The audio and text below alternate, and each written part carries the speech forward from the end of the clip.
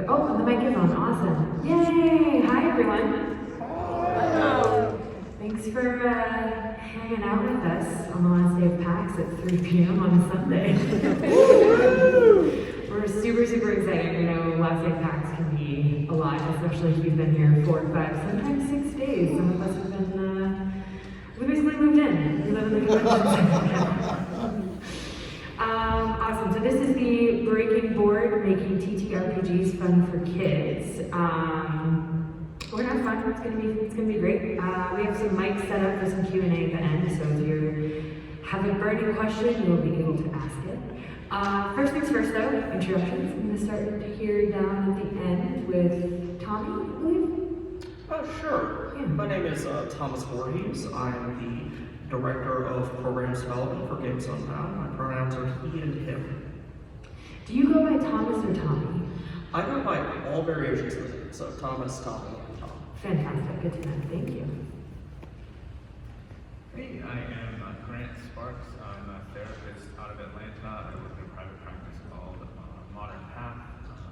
My pronouns are he and they, and I work primarily with LGBTQ and geek clients. So that's my intersectionality. Hello everyone, I'm Radiant G. My pronouns are he, him. I am an indie game dev, as well as being a site lead for a worker-run, writer-led games journalism site called Press Space and Jump. Hello everyone, I'm Sam Horne, he, they. I'm the President and Director of Outreach for Games Unbound. And I'm your moderator for today. My name is Anya. I'm currently the games account manager at BackerKit. I've been in the games industry far too long at this point. I got my start at addictinggames.com where I did developer relations, worked at Nickelodeon and content development for a bit.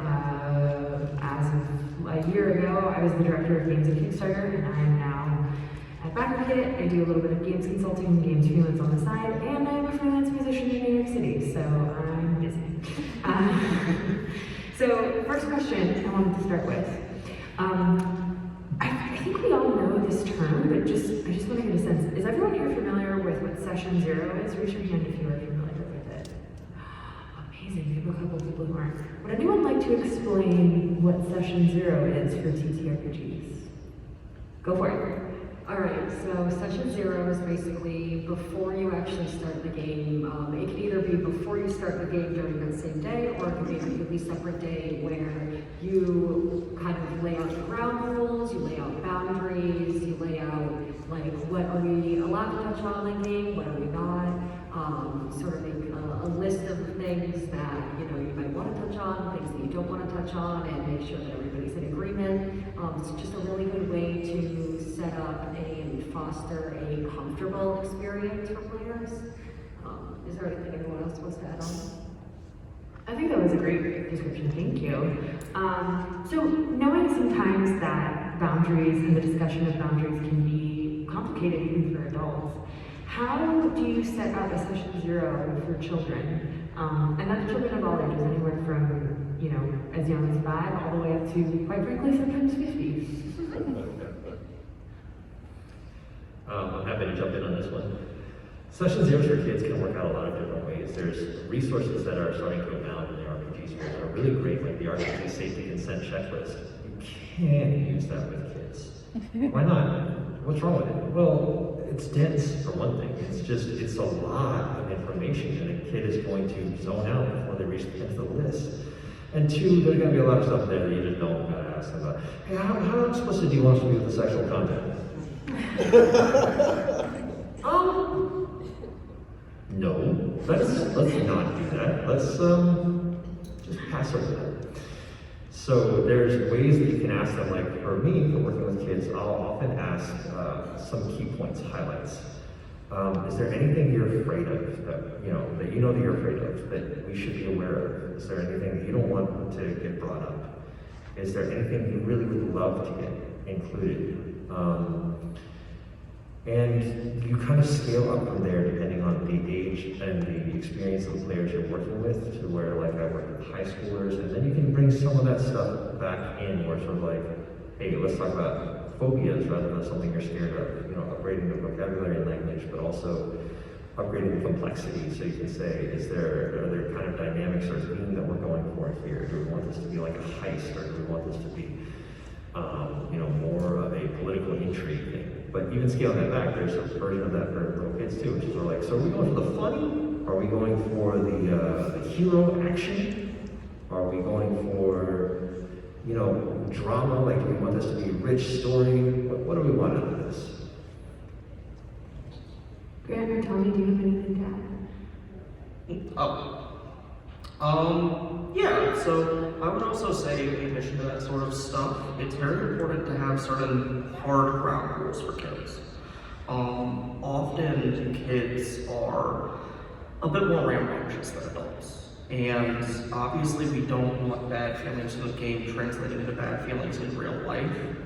So particularly when working with a younger crowd, there's a lot of kind of hard-line things you need to be very firm and put in place, just to make sure the whole scenario is safe for everyone. Go ahead. Oh, yeah, I would definitely say for me as well, when I'm working with kids, primarily I'm working in a therapeutic manner, right? So I'm running games that have specific goals, and so I spend a little time as the game master separate, like thinking about my kids and planning things around the individual differences that I already know about the kids that I'm working with, so that I can have that going into session 0 with everyone, right? So I do a little more legwork as well, even before our session 0. We've got a negative session going on, where I'm thinking about, if Sally is afraid of spiders, and I know that Jim is really into spiders, that's going to come up, and we're going to have to talk about why we can't do spiders. So just being aware of the kids that I'm bringing together before we even sit down to play. I actually would love to have you expand on something that you just said a little bit, which is specifically prepping as the DM, especially for a kids table. How does that differ from an adults table? Aside from the obvious, right? But I'm also thinking of language, sometimes just pronunciation of things, right? Especially if reading comprehension is possibly a challenge. And also, how do you prep to keep a table engaged, knowing that, as Tommy pointed out, sometimes the rambunctiousness of children can be a little bit challenging? Yeah, definitely. I think in preparing, one of the most important engagement tools is letting them participate in the whole process, right? So I have as many kids teaching kids. I try to have kids that know the game and kids that don't know the game in the same group. I try to have people with experience playing games to mentor the people that don't. As well, just focusing on whatever the developmental level range is trying to simplify things to that level. So I'm already a very rules-light person in any game that I play. I read the rules and I'm like, cool, we're not going to use 90% of these. The important ones, it's easy to send a PDF home with a 17-year-old and be like, read this. I know you're not going to read this, but read this. But with an 8-year-old, I have to be able to sit down and explain that. And having already kind of condensed how I'm going to explain it is very helpful. So if we're in a system that has a lot of dice, I'm going to not use that system. But if I am in a system that maybe people want to use that's more complex, I would try to simplify as much as possible on the onboarding. These are the core mechanics, and as we go along, as things become relevant, we'll talk about it.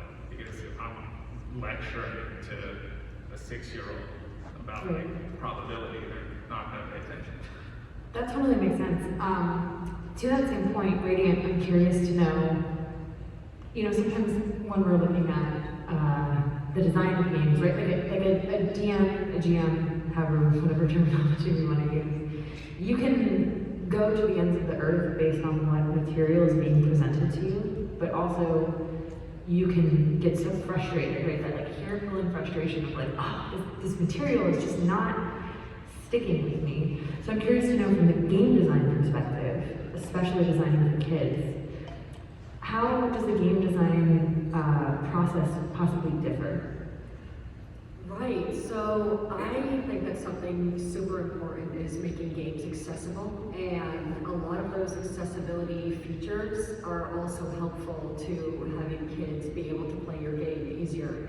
I tend to, thumb through any of the mechanics that I'm doing and think about, well, what of these mechanics are not absolutely integral to the game, absolutely integral to the story that we're trying to tell, and I always say in the rule books that they're optional. Because, maybe a kid doesn't want to do a really super complex like magic or money system. Maybe they just want to say, I'm using unicorn attack, and let them use unicorn attack, So I think that, pulling back some of the more crunchy rules in a game, or even just like making it clear that you don't have to do that when you're creating a game, and having that in the rule book there that you can say, hey, you could step away from this, you don't need to do it. I think it's both good for kids and adults alike. So, sorry. Just saying, I also thought there's a lot of games that include elements that allow the kids a greater degree of agency and involvement with what you're doing. I think of games like No Thank You Evil from Steve Jackson Games, where No Thank You Evil, they have the ability to just kind of guide the plot. It's built around very simplified safety tools. That's the name of the game. You can just stop the scene by saying, No Thank You Evil. And then you win. But no, you win. And that's part of this that gives the kids more ownership and feel like they have more power. And there's other systems, like the one that actually came out of Japan called Ryutama. And Ryutama has a thing where whenever you go into an encounter, your participants, your players, tell you things that are on the encounter map. They're the ones going into this, and they're like, oh, I think this would be there. Oh, I think this would be there. And it has a mechanical effect. Like, you can now use these things to gain mechanical advantages. So you're having a counter tracking a thief in a market. Okay, I think there's a wagon overladen with fruit that a vendor is using. Or, they can just say, I think there's a really tall tree. And that's the thing, is it automatically scales to the complexity of the kids. Going back to No Thank You Evil, it has a very simple system where character design is based on writing a sentence. That's it. And if you say, I'm an astronaut, congratulations, you're done. If you want to say, I am an astronaut who rides bikes with my flying unicorn friend, that also works. But the game is actually scaffolded to mechanically accommodate those different levels of complexity. So we've talked about session 0, we've talked about even taking a step back from session 0, but we've talked about the actual design of the game, we've talked about implementing session 0 techniques that are kid appropriate and kid friendly. Tommy, I'd like to ask you, this is a little bit of a complex question, so feel free to answer this however you want. Again, talking about kids being slightly rambunctious, right? I think it would be unrealistic to expect an 8-year-old to have the same attention level as a 15-year-old, and possibly unrealistic to have a 15-year-old have the same attention span as a 25-year-old, right? Obviously, each individual child is different, and it's difficult to make those determinations. But there's a shift that happens at the table sometimes where it goes from kid-friendly to kid-attentive. So going from, this is just like a fun game we're playing, to a kid being fully immersed and fully grasping the concepts of what happening in a fantasy world or whatever world is being built. What does that shift look like, and how do you facilitate that shift? Yeah, so shifting from kids being jokey and having fun over to fully attentive is very interesting. For some kids, it's as simple as just presenting them the opportunity to be interested in what's going on. For others, often it's presenting them with something in the world they find fun and engaging. So one thing that I've seen a lot with kids over the years is they may not really care that much about the grander story of what's going on, but if you have a funny NPC or a fun NPC that they can care about, suddenly they're going to be much more attentive to that situation. They're going to find themselves drawn to situations where they can protect or guide or help that person, or avenge them if that's how the story is going. Or avenge them against other players if that's how the story is going. And that is kind of an awkward bit, is sometimes some kids will go into that full attentive state and others won't. And it needs to be a careful balance to make sure that you're making sure that people who are just there to have a good time and are just goofing around are able to still do that, while being able to allow the people who have focused in to continue being focused in on this character. And one of the things that can happen is it can kind of be like a chain reaction. It may start with one person becoming very interested, then another, then another, then another. A few weeks ago, I was running a game for kids between the ages of 6 and 7. And they are very excitable. And so they were running around being all crazy. And then the parents noticed this before I did. All of a sudden, all of them were just quiet, paying attention, and trying to figure out how they wanted to progress the story, because I had given them the opportunity to kind of choose where they wanted to go from here. They knew certain people they cared about, they knew certain things they had done, and now they had the chance to kind of shape their own fate. And in that moment, they had a lot of engagement and fun, and it tripped the parents up like crazy. This was happening an hour into a session where not 5 minutes before they had run around the table screaming at each other. So yeah, it is one of those things where you just have to make sure to balance your own attentions into it, and it can kind of happen on its own as long as you let it. Sorry, feel free to, if anyone else wants to answer that, please feel free. Totally cool with them. I mean, not dominant, but like there's a performative aspect to it. To me, it was actually a little mystifying. One of the reasons we want to run this panel is because I started hearing people say, like, how do you make it fun for kids? How do I make it fun for kids? Role-playing games. The games with fire shooting out of your fingers and dragons, those games. Or the ones with spaceships that shoot lasers. I'm confused. But they're like, they never want to play it. I'm like, okay. So then I had to go back and analyze, why is this question being asked? What do we do differently? And one thing that came to me is that, like, at least for my own self, I am very performative. I'm a theater kid. And so a lot of the ways kids get into it is just the description of things and sort of the reaction of things that they're trying to imagine in their mind. So, you can have them do a powerful blow against the big, terrible thing, and they win, and that's cool. Or, you strike it so hard, you feel it like snap and pop, and they're like, oh, they're staring at me, but they're not seeing me.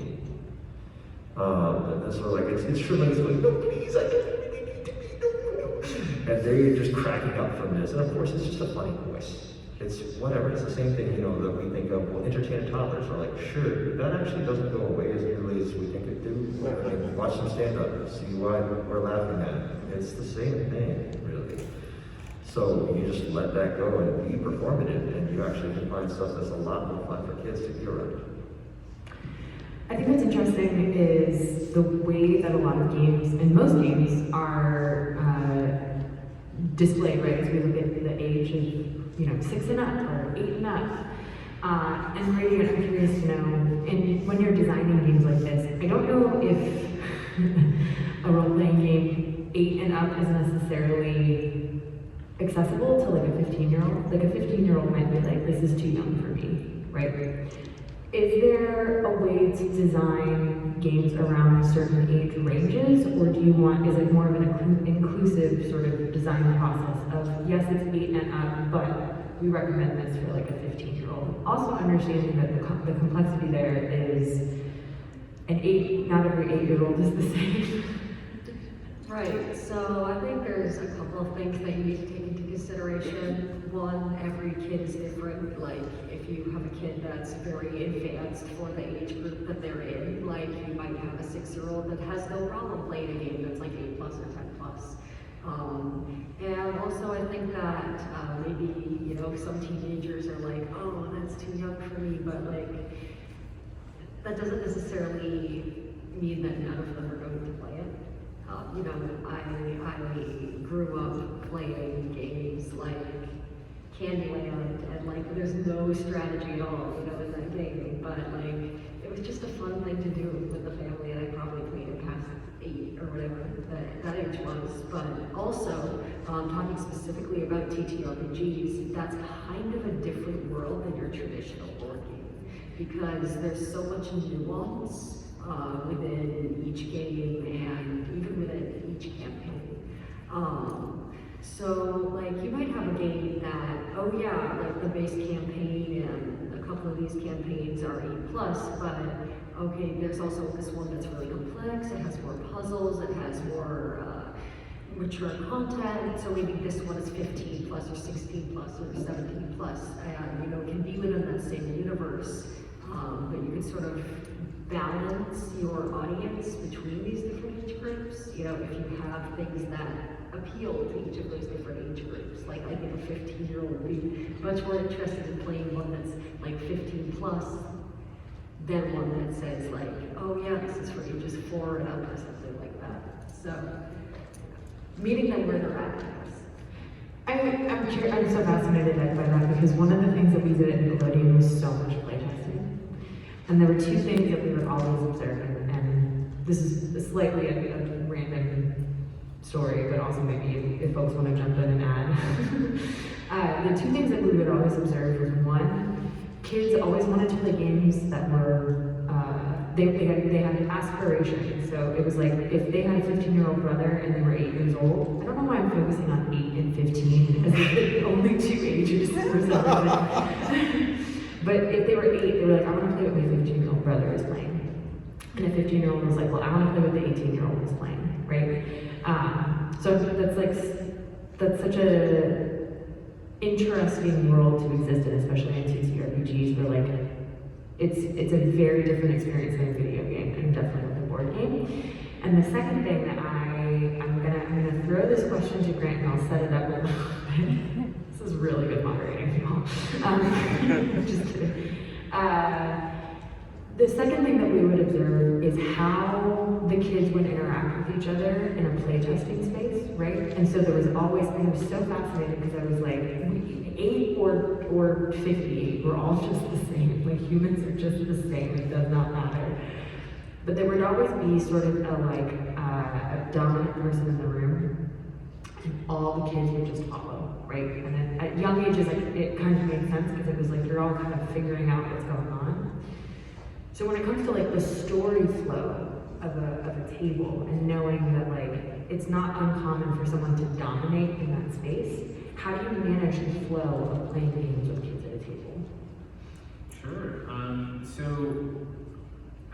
like you said, we are all kind of in that position of being the same.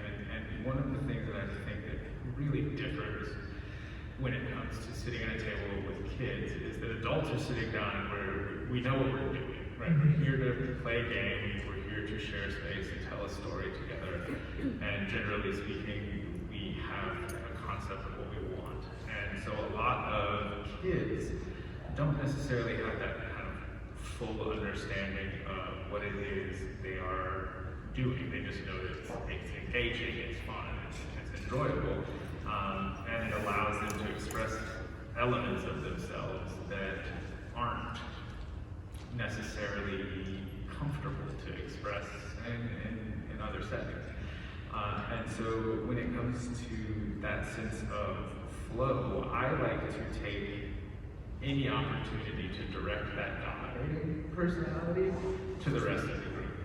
And so the way I do that as the adult that automatically has the most dominating presence at the table is to be that person, and then I can distribute it. Because the kids might not listen to me, but they will always listen to Santiago, the like magical unicorn dragon that pops up out of nowhere and like hooks in the right direction. Like, maybe we should talk to each other about this. Maybe we should come together and, maybe you're in this situation where your very quiet cleric needs to be the person that's talking, but the very loud barbarian is the one that is, doing all the things.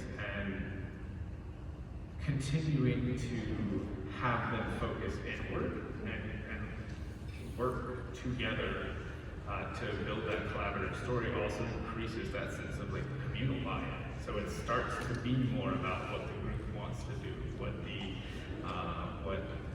party wants to accomplish, and that is, I think, one of the easiest ways to maintain that sense of like forward trajectory. Does anyone have anything to add to that? Yeah, from the design aspect, the TTRPG that I've been working on, there is a sort of turn-based element to it. In fact, that's like one of the main mechanics in it. So that gives everybody a chance to speak. And maybe not everybody is as comfortable speaking for as long as some of the players, but it gives everybody a chance to have the spotlight. And that's really helpful when you do have that sort of dominant personality. Their turn might be a little bit longer, but everybody gets a seat at the table. Yeah, I was just going to say a similar sort of thing. Even within Dungeons and Dragons, which we run most of the company, we will implement systems of initiative during social encounters, just that way everyone gets a chance to talk, or at least I do. And beyond that, for even situations where that's not really appropriate, it's important to always occasionally be like, okay, who is talking the most? All right, cool, this person is kind of disengaging. Let me just throw some attention and some interaction. Make the game come to them if they're having trouble coming to the game. I could also chip in on this one. There's some design and execution elements that can really help you. One I just actually experienced yesterday, might be the day before. But there was a module which had a built-in interaction with a village elder. And the village elder, she likes to pretend she's hard of hearing if you're talking to her about anything she doesn't want to talk about. So they came up, hey, we're trying to look for this lost administration. What? Just what? I can't hear you. We're trying to, don't yell, I'm right here. And then it also had this thing that she really loves playing Go. And she's been playing Go this whole time. And suddenly the monk who'd been playing themselves, or the paladin who'd been playing themselves as kind of dim-witted because of a low intelligence, looks and goes, wait a minute. I know how to play Go. It's right here, it seems like playing Go. I'm gonna challenge her. And so the monk hasn't, or the paladin hasn't been the main talker, but suddenly the main talker skill isn't useful here because she's just gonna pretend she can't hear. But the paladin says, the paladin without even stepping up says, I can challenge you to play Go, and like a normal voice, she's like, oh really, you wanna play Go? Let's talk. And it's in design because that's written in the module, but it's also the execution. And partially the way that it can be with sort of show stealers or scene stealers, the plus side about a character like that elder and how you execute them is you're not just dismissing the person who clearly wants some attention. There can be 1,000 reasons why they're looking to have that attention centered on them so much. But they get to have an interaction, and even a funny interaction. But they don't get the moment. The moment still goes to a different person because you designed that thing that way. So you can design like an NPC who doesn't want to talk to the dwarf. I just don't like the beards. It's always upsetting me. And so we'll wander over and go, you there, you're my height. And talks to the halfling. Why? Because the goblin wants to toss someone their height. But that doesn't make anything that makes sense. People are weird. But that works because then you get, the person. I've had scene stealers get grumpy with NPCs and really ticked at them. They're like, no, you're supposed to be doing this thing. It's sort of like, oh, little lady needs a nappy.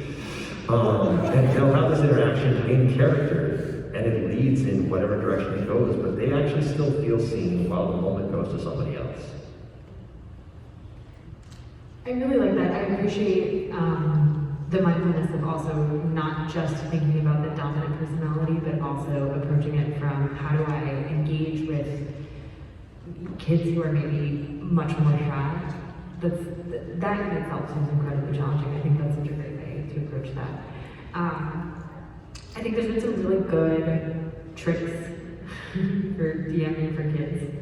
And I'm just curious to know, starting with whoever, is there one additional piece of advice or like a trick that you have come to realize, oh, it's day 4 of PAX, I'm sorry, works really well with DMing at a kids table that you didn't think about before?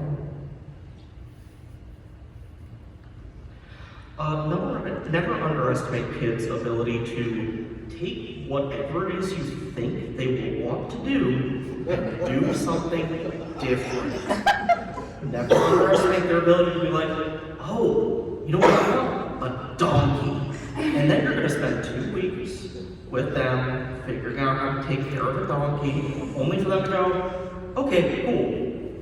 So I'm going to go break into this house. And you may have spent 2 weeks thinking, well, they've got a donkey, now they can travel. And no, they just wanted to have the donkey. So yeah, just never underestimate kids' ability to both be incredibly predictable in what they desire and be totally backwards in how they may choose to approach it. Not to steal a line from a very recently popular movie, but there are no rules. It's a way of looking at it. Like Thomas, I had a group of kids where I gave them this mission to track down this strange gilded caravan. And they tracked it down. And they asked how much for a wagon. And they bought one of the wagons off the caravan. And then they decided, one of them has cooking utensils, so they're going to open up a traveling soup kitchen. They're going to sell, it's a food truck. It is a fantasy food truck. It's like, well, how you gonna pull it? Well, we've got those riding skinks, right? We'll have them pull it. So like, they're not really made for pulling wagons, right? So now we gotta find horses. And this became the whole thrust. And before, trust me, they were traveling on a circuit, racing their riding skinks around. Was this the story that I had planned? Well, that's kind of the tip when I say there are no rules. If you plan out an intricate plot line, you're dooming yourself to failure. And it's not because the intricate plot line is bad or anything, it's because you are ignoring the central element, which is your players, the kids. The kids want to have a voice in where the story goes, and you need to be open to that voice. So you don't make a plan that they have to prescribe to and try to force them to go to the next checkpoint or something. The next checkpoint is wherever they go and whatever they want to do. If you have them trying to protect this mob boss and instead they decide to raid the kitchen for a pizza, make something up about that pizza. Like, make it really cool, make it a big deal. They'll have fun because they're going after the thing they wanted to go after. And one of the things kids are the least used to is saying, I want to do this, and the adult says, cool, what are we doing? They're used to hearing, well, or no. Yeah, jumping on that there. If you are a GM that is intimidated by putting stuff on the spot, or that's just not for you, another good way to do a similar thing to what Shanna was saying is come up with plot lines that are versatile, that you can basically layer over any sort of character archetypes, like a story about like, oh, well, this guard doesn't want you to talk to this other guard because they know too much, and like, it doesn't matter if you're at the beach or at a volcano or on a caravan, like, you can layer these sort of stories that you've come up with over wherever they want to go, whatever they want to do, so that, you can feel prepared and they can feel like they're having power over the story at the same time.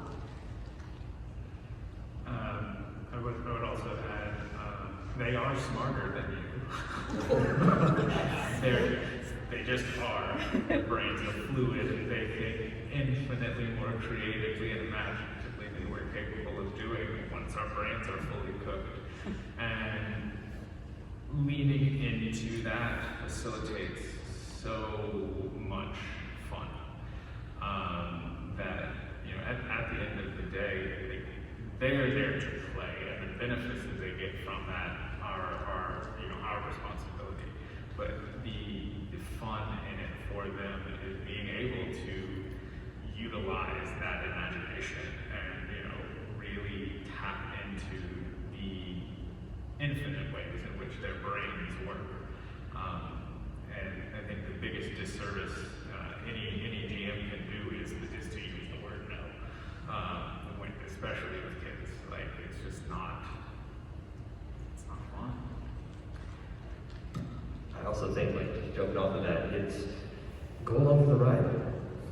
The kids are going to go where they want, and if you are focused on where they should or shouldn't be, you're going to be miserable, and so are they. If you go along for the ride, you will go places that are just, you're going to be having a blast, and so will they. I mean, like, I had a big, bad, evil thing for them to fight, like, say, Caravan Adventure, and guess what? They found their way back there. Why? Well, they realized that environmental thing was a threat to the food truck. And, the fate of the realms, yes, realms fall, that's not a big, but the food truck must stay. So they came back, they're like, all right, who's gonna get in the way of the food truck? That's just, I'm sorry, that's non-negotiable. And I'm just sitting over here trying not to like lose my head laughing and just going like, this is fantastic. This is a better story than I could have ever written. Just going along with them and following along with their wild ways and whims just ends up being so much more of a fun adventure. And like when I was a teacher, one thing I would say to a lot of people is, I learn as much from the kids or more as they learn from me. And it's so true. I really appreciate the reminder that because a child's brain is not fully cooked, as you said, that the level of creativity is just leaps and bounds above what most adults can do. That kind of leads me into, I didn't put this question on the list of questions that we were looking at. This is a fun secret question that I just thought of. I think about when I was a kid, and I was in like local sports, like I did like, community basketball. Are there resources for kids and parents in local communities to find gaming groups to participate in? So that's going to depend heavily on where you are. But I know one group that we've interacted with quite a bit is local libraries have been trying to get things put together for them because they're always looking for more activities that can grip kids and teens. Yeah, it's unfortunately going to be heavily dependent on where you are. Some parts of the country and the world are just not at that point. But yeah, your local libraries and your recreation departments are trying in a lot of places to kind of expand outward in that direction. Yeah, I was also going to say local libraries. Shout out to libraries, they're so important, people. And a lot of libraries will even have flyers. So if you go in, like they'll have like what events they have and the age range they're recommended for. Anything from games to art to story time for the younger kids too. And I know some libraries are going to have areas that are set aside specifically for kids and specifically for teenagers as well. We're seeing more and more. I know that there's a library near me that has like a room where it's like set up and teenagers can play Minecraft with each other next to each other on computers. So like, there's definitely more options than you might think. Like a lot of people just think, oh yeah, library, that's just books, but there's so much more to that. So yeah, definitely local libraries. Also think of, if it's not there, ask for it. Well, that will make it appear, but maybe not right away. Ask for it, demand it. What you want to see, there's the whole, if you build it, they will come. The reverse is also true. If you demand it, someone will build it. Someone will see that, oh, well, there's a bunch of people asking for this, and I can come to that space. All right, well, those local libraries are going to start looking for someone to run a game. So, that rec department is going to say, well, we have a lot of people asking for this. And then they start being more willing to talk, because sometimes you can reach those more reluctant people because they don't think there's demand until after they hear about it. Does Start.Playing have games for kids? I feel like they do. Like Start playing games? Yeah. Yeah, they have age ranges set. I mean, that's one of the things you do when you set up a game is you set like who this is for. And StartPlaying.games, if you're not familiar, by the way, that's the website, StartPlaying.games. It's an online resource for any number of DMs or game runners to sort of post themselves and say, here's what I'm running. And they can put something out there and say, here's my credentials, and here's the game I'm running, and it's targeted at kids. So not only, because if I was going online, I've got a 4-year-old. If I was going online, I saw, oh, wait, this person's offering a game for kids, and I know nothing about them. Hard pass. But these people have reviews. They're gonna give them a bio for themselves. You can look and see, do I think this person has any ability to speak to kids' condition or not? Is there anything in the reviews about that? And it's not necessarily like a whole section of their site or anything, I don't think, but they do have games that are specifically listed to be age down for kids. There's also Outschool. And Outschool has occasionally run ED programs on its website. There's also not to plug, but we run games for kids. Games Unbound runs games for kids all the time. And from our website, we're running a game for kids in Tel Aviv because they asked for it. And we get up on a Saturday morning, they go in on a Saturday afternoon, but we're all playing the same game. You should absolutely plug, so keep plugging. In Brooklyn, where I live, there's the Brooklyn Game Lab. I randomly discovered it because I was walking my dog, and I was just walking around my neighborhood, and there was these giant windows, and I saw all these minis set up and all these kids playing, and I was so excited and so thrilled. But then I had a moment of I had sunglasses, a hat, and I'm walking my dog, and my face is up against the window. And I was oh, I'm the creepy woman staring at these children. I should just keep moving. Cool. I have one last question, but before we get to that, there are 2 microphones set up on either side of the aisles here.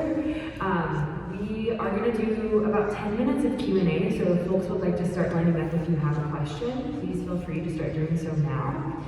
If you are like me and you don't like to ask questions in public settings, because honestly it's terrifying, we'll be outside. All of our wonderful panelists will be outside for a little bit.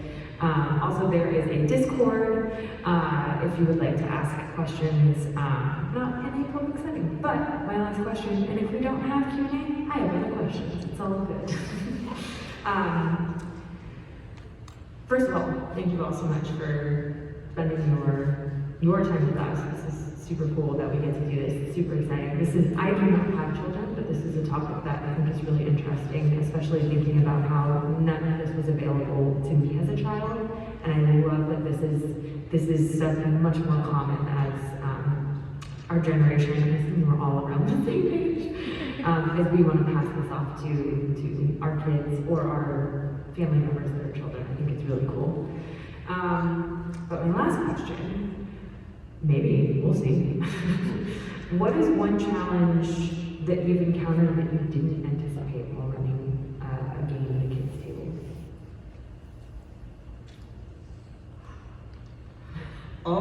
So one challenge that I've encountered, and this is both a funny thing and a very real thing, is parents when they're signing kids up, don't necessarily think about all of the issues their kids may have.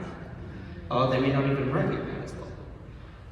So I've run games for kids with all kinds of psychological issues that they needed help with.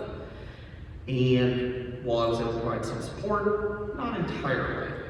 And nothing is more terrifying than a parent who had forgotten to inform me that one of their kids suffered from anxiety so bad that they fainted. So nothing was more terrifying than me releasing kids to do a little bit of running around and some exercise, and kids coming back and being like, he's unconscious. And I'm like, what did you do? So yeah, that was fun. Yeah, that's the most unexpected thing I think I have personally run into. That is absolutely terrifying. What did you do? So, come on, there we go. So I'm blessed enough to have a little bit, like a tiny sliver of first aid training, so I know how to take care of someone who's unconscious. And I had a bit of a, freak out myself, but I managed to get in contact with the parents that were on site, and then they got in contact with the actual parents of the kid, and then they emailed me being like, oh, that's fine, that happens sometimes. I'm like, no. You are incorrect. Yeah. Would have been nice to know ahead of time. Yeah. No, he did shake a few more times while he was playing with me, but after that point, it was a lot easier to deal with because I knew it was something that, happened on occasion. Yeah. And again, fortunately, I was blessed enough to have just enough first aid training to be like, okay, what do I do here? Got it. Disclosing the medical history of children before you get baseline. I totally understand that. Grant, are you going to say anything about it? Yeah, I would definitely, I would expand on that too. One of the biggest hurdles that I have encountered in kind of facilitating games for kids as parents, period. Because I will often set up expectations and talk to them like, hey, since this is a therapeutic game, because that's what I run for kids, you have to commit to these sessions. I run closed groups, they're not open-ended, it's expected that it's just something we run like group therapy. So, 2 or 3 sessions in, when kids start being late, we're not showing up, and it is a kind of the fault of the adults not coordinating properly. That was kind of a really a difficult learning curve, because I had to get very firm very quickly, because the kids were invested. Like 3 or 4 games in, your kids are there. They've spent 12, 15 hours with each other at this point. So I think that's probably been one of the larger hurdles. The funnier, I think, issue that I've faced is realizing, like I said, that they're smarter than me. And stepping out to go to doing a 15-minute break and everyone doing their thing and coming back, and they've fully just derailed in the 10 minutes that we were separate. They derailed the entire session because they figured everything out. And so now I'm on the fly, like, okay, cool, awesome. We are just rewriting this whole thing right now. Because when they put their brains together, it's also terrifying and very possible. I don't see Thinking, what other challenges are running into, because these are covering them so well, so I can leap in and just add on to that, but I feel like it's already. I think one of the things I would learn is I learned the shadow side of my own voice.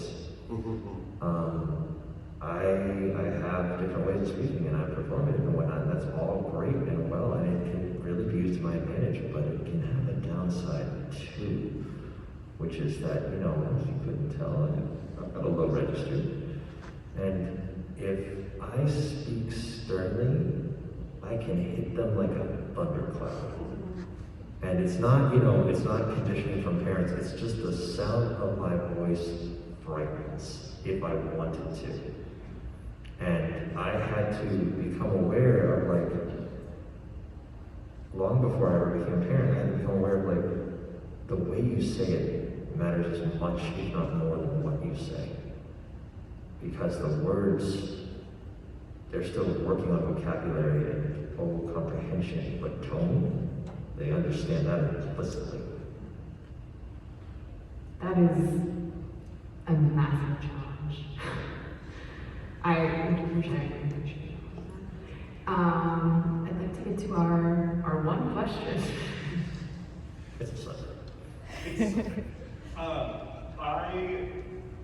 I appreciate everything you guys have said so far, and I appreciate the suggestions for RPGs.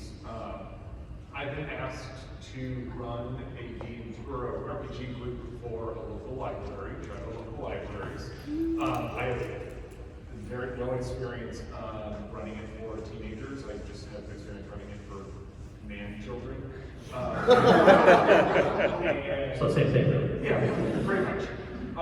My question is, do you have suggestions for RPG systems or modules to use? I'm personally looking for with teenagers, but even for other age ranges as well.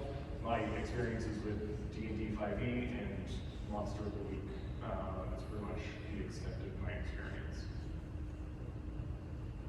I'll take my questions sitting down so I can 3 minutes.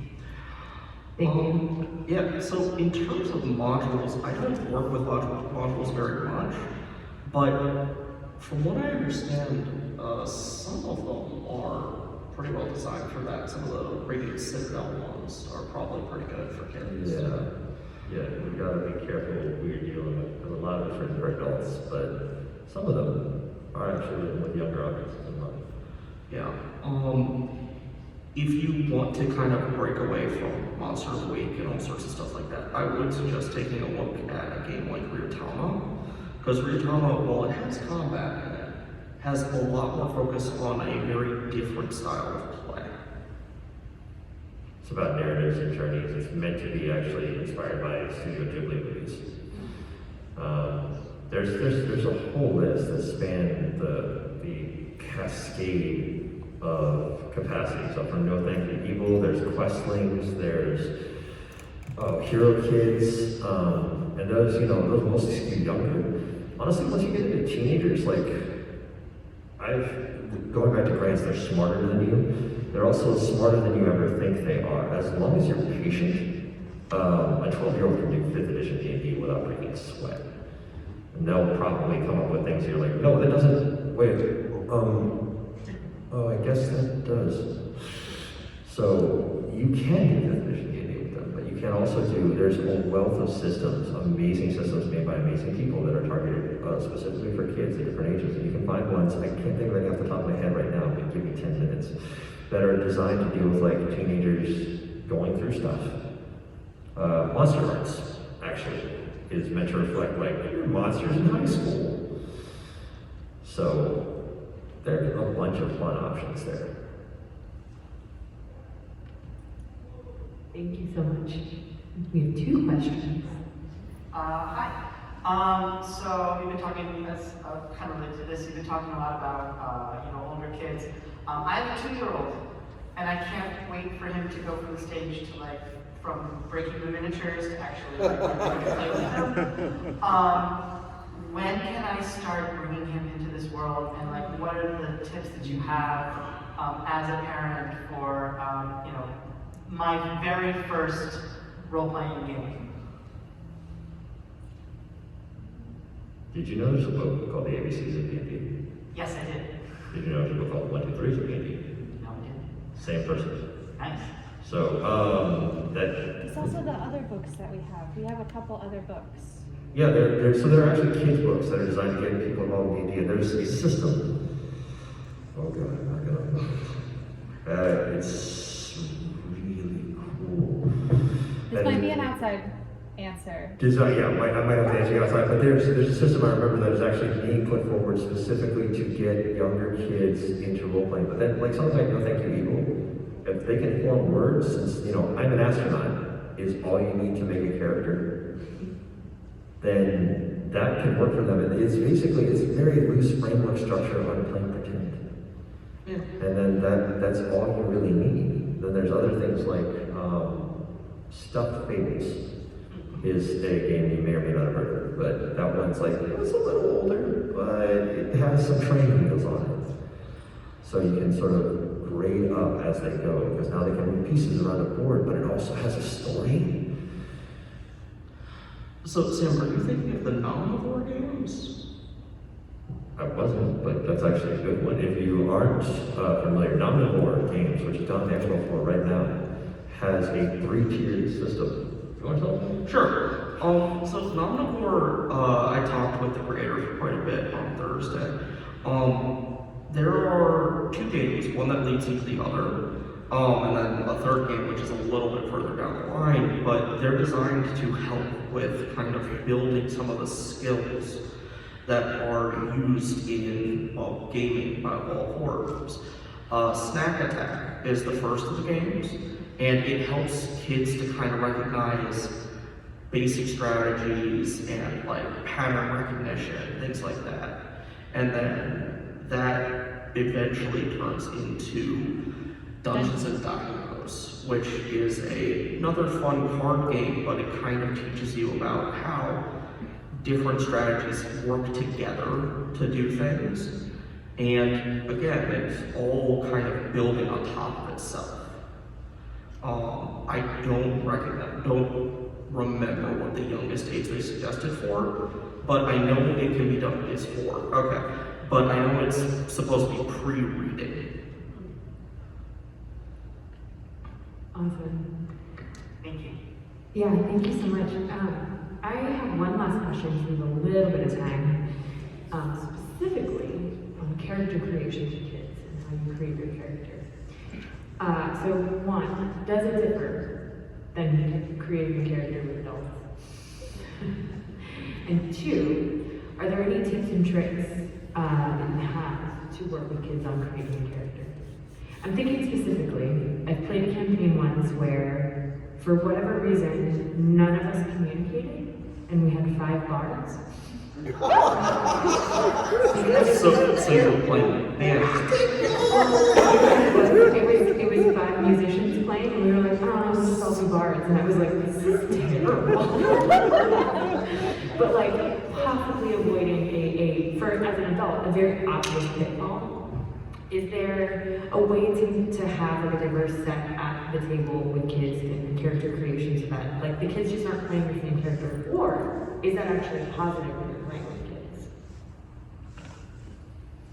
Yeah, I think I've had similar situations where people will come and will have multiple of the same, and I think, okay, that's who you want to play, that's who you are. Like, that is, even if you have a table of 5 bards, all of the bards are still going to be different. Just because your skill sets are similar, it doesn't mean they're the same. And I think that's a very valuable lesson to kind of learn.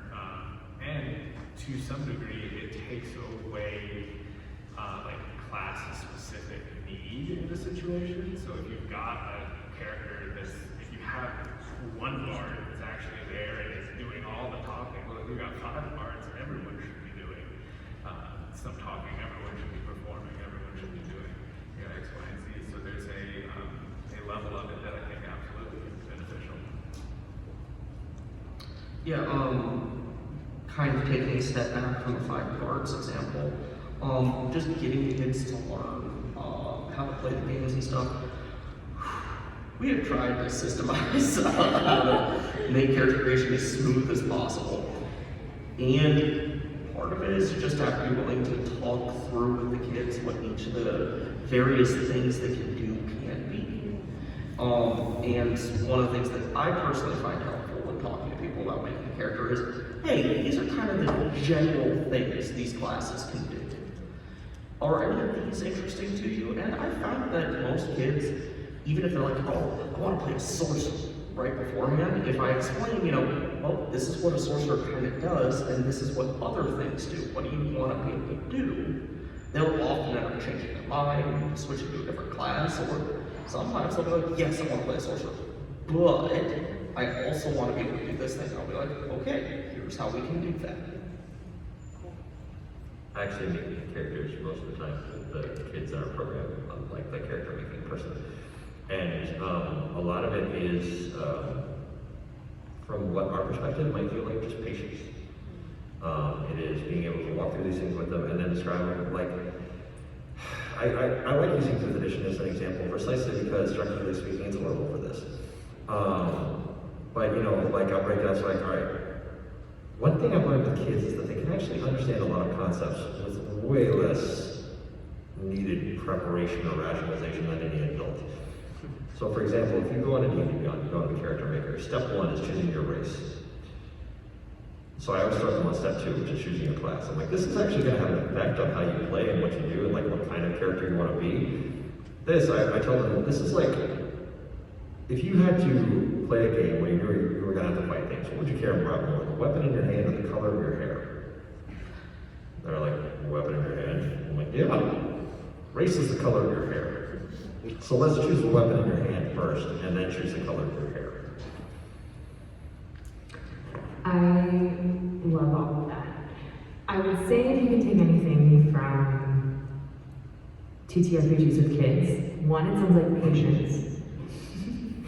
But more importantly, two, it sounds like you get to have an incredibly creative game with a vast world of exploration with minds that have yet to be cooked.